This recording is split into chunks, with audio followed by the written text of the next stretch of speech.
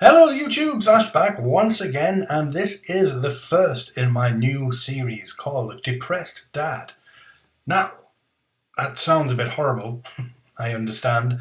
So, a disclaimer right off the bat, I was depressed before I became a dad.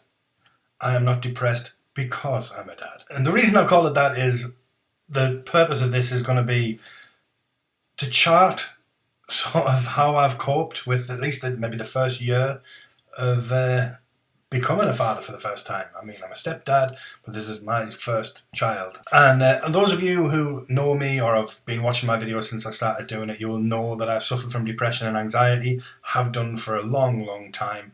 And I was kind of worried how that was going to factor in to, well, the future from now. What's going to happen? Because being a parent's probably the hardest thing you're ever going to do. And it kind of requires a strong mind and a strong will. So I thought I would do like a video series basically just saying how I've coped or not coped, as the case may be. I plan to do it weekly, but I can't guarantee that, obviously. Time constraints and needy children, things like that. But I will do one at least every month. Hopefully every week. This is week 1.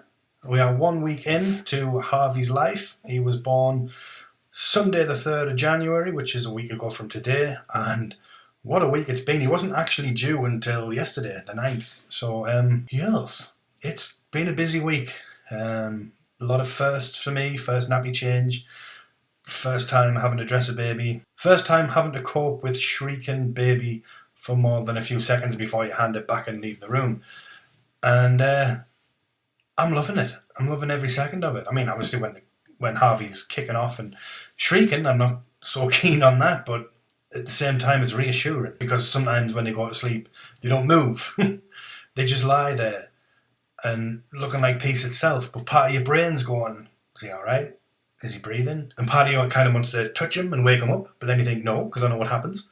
I've heard that before, and I don't want that.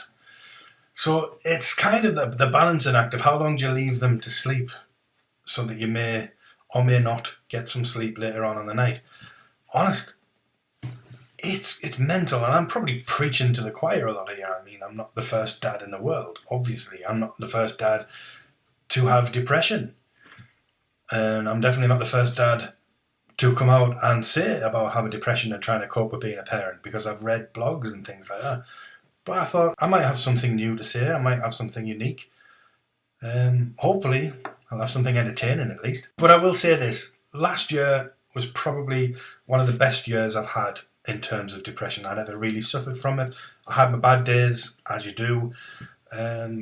But generally, my mood was good for 2015. Things were going well with Becca and Nerdy Luby and the chocolate-powered 5-year-old, who's now the chocolate-powered 6-year-old. Everything was going fine with them. Obviously, we knew of the arrival of Harvey. Got a job, and everything was going fine there. So I didn't really have a lot to bring me down last year, which is fantastic. It's helped. It's put me in a good frame of mind to deal with this year going forward, especially with the added pressure. And it's kind of knocked on. Like this week hasn't been too much of a chore. I feel very bad for Becca. I feel sorry for her. She's taken a lot of the responsibility on in the middle of the night.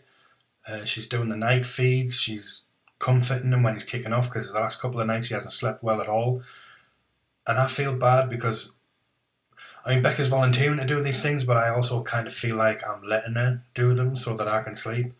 The trade-off being that I'll let her sleep during the day and I'll take Harvey and do whatever needs to be done, but that's still... She went through a lot. She gave birth. And I feel like I'm slacking a little bit. Don't know whether that's the case. She maintains I'm doing a good job, but I still think I could probably do more. And I think that's going to be a general theme for at least the next couple of years.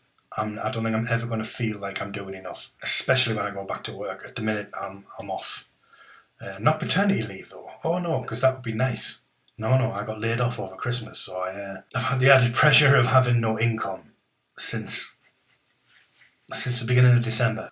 Due to go back in a couple of weeks, hopefully waiting to hear on that soon, but that was added pressure that I could have done without this. I mean, it's bad enough at Christmas, but it's even worse when you've got a baby due. But I think we've handled it well. Like I say, I haven't suffered, I haven't struggled.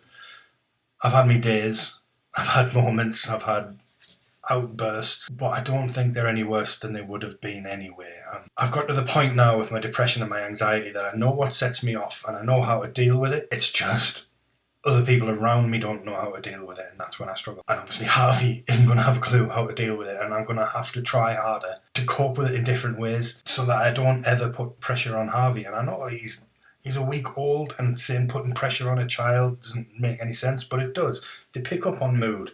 They pick up on things. I mean, if he starts kicking off and I shout at him, that's not going to go down well, is it? So I need to be conscious of that, and I need to get a handle on it. But overall, Harvey has been an absolute dream this last week. Like I said, a couple of rough nights, the last couple of nights, but overall, peace itself. I'm going to run a little slideshow of pictures in a bit. Oh, the kid is my absolute world, and I wouldn't change him. I said to Becca this morning, I saw on Twitter that the Powerball in America, the lottery, was up to like nearly $1 billion last night. And if somebody offered me the winning number to take Harvey away, I would still punch him in the face. There is no way I would give that kid up. And it's only been a week, and I can't imagine my life without him. He's the best thing I've ever done with my life. Bar none. And he's cute as a button as well. I know everybody thinks their kid's cute. There's something seriously wrong with you if you don't. But I'm just amazed at how cute he is now. Just how good looking he is. He's going to be a lady killer, without a doubt, as long as he doesn't develop his dad's eating habits. But even then, even if he does, I've done alright with myself. I'm punching above my weight, so no reason why he couldn't. I don't want to prattle on about the details of the birth or anything like that, because I don't really think that's anybody's business. I know that sounds horrible, but at the end of the day, that's what me and Becca's mum went through. That was our thing. Everything went fine. He's here. Becca's fine. He's fine. I think that's all anybody needs to know. He was born healthy, a good weight, £8.5, which is weirdly the same weight as Becca's other two kids were born at, the same weight that I was born at. So if we were to have another one, I am going down to Ladbrokes and I'm putting money on it being £8.5. Because it sounds like a safe bet to me. I think Becca's body just spits them out. You get £8.5 and then it's like a microwave. Bing! Done. Get out. But I will say the midwife and the staff at University of Durham Hospital were fantastic. And I can't thank them enough, especially Samantha, who was our midwife. She was brilliant. Absolutely fantastic. Thank you so much. I don't know if you'll ever see this, but I hope you do. Because you deserve all the praise in the world. From me, Becca and Harvey. Thank you very much. So here we are, a few little photos of the little man himself, and a couple with me looking shell-shocked and proud at the same time, I think. It's hard to tell, I don't have the most emotive face, but inside, shell-shocked and proud, I guarantee you. So yeah, here he is. Enjoy.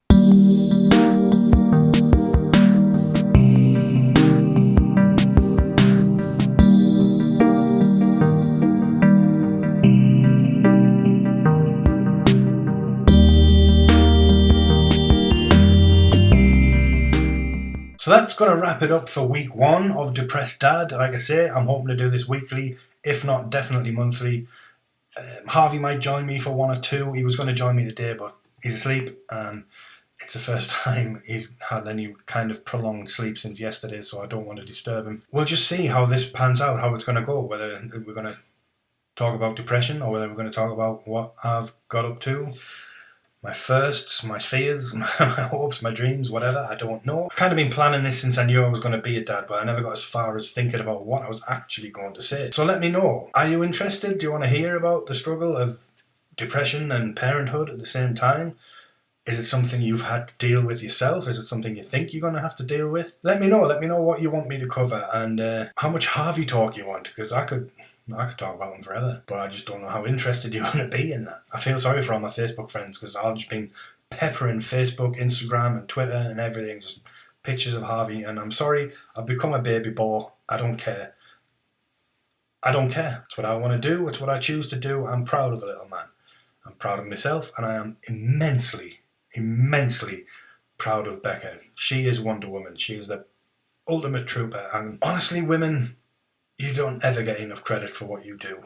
And that's a true story. That's a fact. So this time, I really am going to go. I think I've said everything I need to say for week 1. As I said, let me know what you want from this going forward, if anything. I mean, you might tell me to knock it on the head straight away, but that's entirely up to you.